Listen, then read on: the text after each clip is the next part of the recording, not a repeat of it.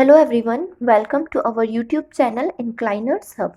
This is Rashi Gautam and today we are going to study about social and religious reforms of 19th and 20th century.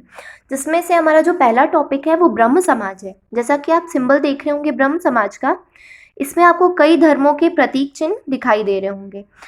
तो इस symbol से ही हमें पता चलता है कि जो ब्रह्म समाज है वो कई धर्मों को अपने साथ लेकर चलता है। तो ब्रह्म समाज से रिलेटेड कुछ बहुत इंपॉर्टेंट क्वेश्चन है जो प्रीवियस ईयर में पूछे जा चुके हैं, जिनके आंसर्स हम ब्रह्म समाज के बारे में जो अध्ययन करेंगे उसमें हम आगे देखते हैं। तो 19वीं तथा 20वीं शताब्दी के या समय के धार्मिक तथा सामाजिक सुधार आंदोलन, जिसमें से हमारा पहला टॉपिक है ब्रह्म समाज। ब्रह्म समाज के संस्थापक थे राजा राम मोहन रॉय। ध्यान से सुनिएगा, ब्रह्म समाज के संस्थापक राजा राम मोहन रॉय जी थे तथा इसकी स्थापना 20 अगस्त 1928 में की गई थी। इसकी स्थापना और संस्थापक से भी जो क्वेश्चन है वो कई बार पूछे जा चुके हैं। तो इसके संस्थापक राजा राम मोहन राय तथा इसकी स्थापना 20 अगस्त 1928 में की गई थी। जो राजा राम मोहन रॉय जी थे उनको राजा की उपाधि अकबर द्वितीय ने दी थी। अकबर द्वितीय एक मुगल सम्राट थे और ये 18वें क्रम में मुगल सम्राट थे, जो कि शाह आलम द्वितीय के पुत्र थे। राजा की उपाधि राजा राम मोहन रॉय जी को अकबर द्वितीय ने दी थी। राजा राम मोहन रॉय ने governor general Lord William Bentinck के साथ मिलकर सती प्रथा के विरुद्ध कानून बनाया था। जो लॉर्ड विलियम बेंटिक है वो संपूर्ण भारत के प्रथम गवर्नर जनरल हैं और इनके साथ राजा राम मोहन रॉय जी ने मिलकर सती प्रथा के विरुद्ध कानून बनाया था। सती प्रथा क्या होता है? पुराने ज़माने में जो रूढ़िवादी कुछ प्रथाएं थी उनमें से एक कुप्रथा प्रचलित थी, सती प्रथा, जिसमें यदि किसी स्त्री के पति का निधन हो जाता है तो उसकी चिता के साथ उस स्त्री को भी जलाया जाता था। ये होती है सती प्रथा। तो इसके अंत के लिए या इसके विरुद्ध कानून बनाया था लॉर्ड विलियम बेंटिक और राजा राम मोहन रॉय जी ने। इसके कारण इन्हें आधुनिक भारत का पिता, नवजागरण का अग्रदूत, सुधार आंदोलन का प्रवर्तक तथा नव प्रभात का तारा कहा जाता है। जो राजा राम मोहन रॉय जी थे वो ही ऐसे प्रथम व्यक्ति थे जिन्होंने इन कुप्रथाओं के विरुद्ध पहली बार कदम उठाया था। अतः इन्हें ये सारी उपाधियां दी जाती हैं और इस नाम से ये प्रचलित है। एक बार और देखते हैं। आधुनिक भारत का पिता, नवजागरण का अग्रदूत, सुधार आंदोलन का प्रवर्तक तथा नव प्रभात का तारा। इन्होंने भारत में चली आ रही कुप्रथाओं के विरुद्ध सबसे पहला कदम उठाया था। मतलब सबसे पहली बार अगर इन कुप्रथाओं या इन रूढ़िवादी प्रथाओं के विरुद्ध किसी ने कदम उठाया तो वो राजा राम मोहन रॉय जी थे। ब्रह्म समाज मूर्ति पूजा, तीर्थ यात्रा तथा कर्म कांड आदि का विरोध करता है। ब्रह्म समाज में इन सारी चीजों का विरोध हमें देखने को मिलता है। ये एकेश्वरवाद में विश्वास रखते थे। जो ब्रह्म समाज था वो एकेश्वरवादी था, अर्थात ईश्वर एक ही है। ये किसी भी मूर्ति पूजा और कर्मकांड आदि के सपोर्ट में नहीं थे। उसके बाद राजा राम मोहन रॉय जी ने 1815 में आत्मीय सभा का गठन किया था। 1817 में हिंदू कॉलेज जो कि कलकत्ता में है उसका गठन किया था तथा 1825 में वेदांत कॉलेज का स्थापना की थी। अब इसे हम याद कैसे रख सकते हैं? 1815 ईस्वी में आत्मीय सभा। देखिए, हमारी जो आत्मा या जो हमारा शरीर है वो पंच तत्वों से मिलकर बनता है। जो हमारा शरीर है वो पंच तत्वों से मिलकर बनता है और शरीर के अंदर आत्मा रहती है। तो जो आत्मीय सभा है वो पंच तत्वों, मतलब कि इसके लास्ट में 5 आ रहा है। 1815 में लास्ट में 5 आ रहा है। अतः पंच तत्वों, जो पंच तत्वों से निर्मित शरीर है उसके अंदर हमारी आत्मा रहती है। तो आत्मीय सभा का गठन 1815 में होगा। उसके बाद इन्होंने 1817 में हिंदू कॉलेज की स्थापना की थी। देखिए, 1817 मतलब लास्ट जो इसका यूनिट डिजिट है वो है 7। इसका यूनिट डिजिट है 7 और हिंदू कॉलेज की स्थापना। तो जब भी हम हिंदी बोलते हैं या जब भी हम किसी के साथ होते हैं या अपने दोस्तों के साथ होते हैं, हम जनरली अपनी मातृभाषा हिंदी का प्रयोग करते हैं। तो हिंदू कॉलेज का जो गठन है वो 1817 7 और हिंदी बोलेंगे तो सब रहेंगे 7। तो ऐसे हम रिलेट कर सकते हैं। उसके बाद 1825 में इन्होंने वेदांत कॉलेज की स्थापना की थी। तो अगर आप जानते हो कि जो हमारे वेद हैं वो 4 प्रकार के होते हैं, वेद हमारे 4 प्रकार के होते हैं और 5वां नंबर आते आते तक वेदों का अंत हो जाता है। एक बार ध्यान से सुनिएगा, जो हमारे वेद हैं वो 4 ही प्रकार के होते हैं, और जैसे ही 5वां नंबर आता है तो वेदों का अंत हो जाता है। तो वेदांत, वेदों का अंत अर्थात वेदांत, और इसका जो एस्टैब्लिशमेंट ईयर है वो है 1825, लास्ट में 5 आ रहा है। तो इस तरीके से अगर हम इन ईयर्स को याद रखेंगे तो एग्जाम में ये हमारे लिए काफी हेल्पफुल होगा। उसके बाद देखिए राजा राम मोहन रॉय जी की मैगजीन तथा पुस्तकें। राजा राम मोहन राय जी जो थे वो लिखने का कार्य भी करते थे, लेखन का कार्य करते थे, तथा इन्होंने कई प्रकार की पुस्तकों का विमोचन भी किया था।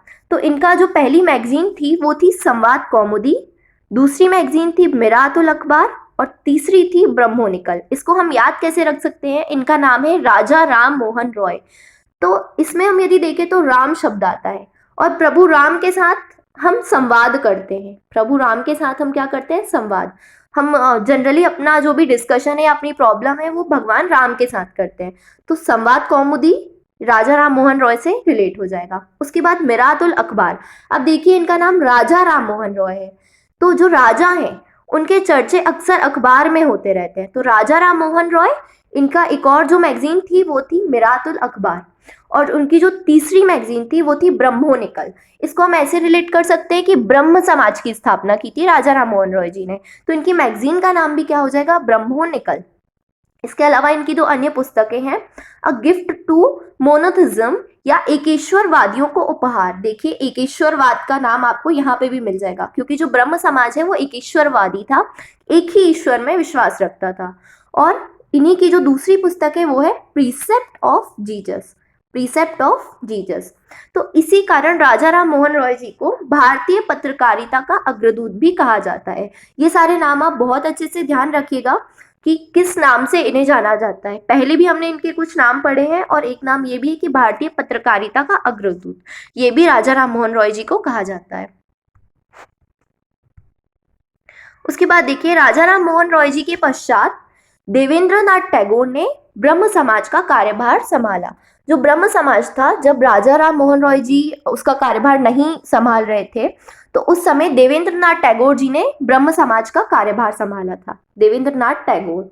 उसके बाद देवेंद्रनाथ टैगोर ने तत्वबोधिनी सभा की स्थापना की थी। ये ध्यान रखिएगा, तत्वबोधिनी सभा ये देवेंद्रनाथ टैगोर जी ने स्टैब्लिश की थी, और तत्वबोधिनी सभा 6 अक्टूबर 1939 को बनी थी। जो तत्वबोधिनी सभा है वो 6 अक्टूबर 1939 को बनी थी, और इनका एस्टैब्लिशमेंट जो किया था वो था देवेंद्रनाथ टैगोर जी ने किया था। अगर आपको पता हो तो 1859 में, 1859 में इसी तत्वबोधिनी सभा का विलय ब्रह्म समाज में कर दिया गया था। ये एक एक्स्ट्रा फैक्ट है, ऐड कर लीजिएगा कि तत्वबोधिनी सभा का जो विलय है वो 1859 में ब्रह्म समाज में कर दिया गया था। उसके बाद देवेंद्रनाथ टैगोर जी के पश्चात केशव चंद्र सेन ने ब्रह्म समाज का नेतृत्व संभाला था। इस समय जो देवेंद्रनाथ टैगोर थे वो न्यासी के तौर पर कार्य कर रहे थे ब्रह्म समाज के, पर जो कार्यभार है, जो उस पद पर बैठे हुए थे वो थे केशव चंद्र सेन।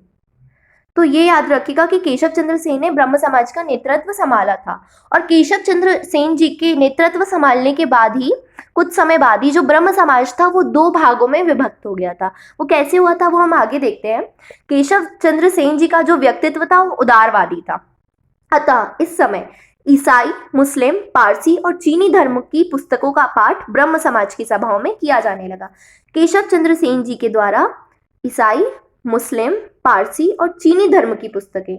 अगर आपको ध्यान हो, हमने अभी पढ़ा है कि जो ब्रह्म समाज है वो किसी भी धर्म का या किसी भी तरह के कर्म कांड का विरोध करता है, लेकिन यहाँ पर पुस्तकों का पाठ किया जाने लगा था, अतः ये कहीं ना कहीं एक मूर्ति पूजा को प्रदर्शित कर रहा था, इन सारी पुस्तकों का पाठ। तो अतः केशव चंद्र सेन जी जो थे, उनके इस उदारवादी व्यक्तित्व के कारण जो देवेंद्रनाथ टैगोर है, उन्होंने न्यासी होने की हैसियत से केशव चंद्र सेन जी को उनके पद से हटा दिया। इस समय देवेंद्रनाथ टैगोर ब्रह्म समाज के न्यासी थे, अतः उन्होंने 1865 में केशव चंद्र सेन को आचार्य की पदवी से हटा दिया। क्यों हटा दिया वो हम पहले डिस्कस कर चुके हैं कि अन्य धर्मों की पुस्तकों का पाठ ब्रह्म समाज की सभाओं में किया जाने लगा, जिसका ब्रह्म समाज खंडन करता था।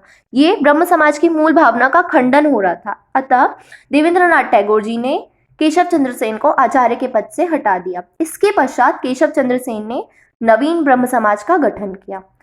देखिए, अभी मैंने बताया कि जो ब्रह्म समाज है वो दो भागों में विभक्त हो गया था। तो पहला है हमारा नवीन ब्रह्म समाज और दूसरा है साधारण ब्रह्म समाज।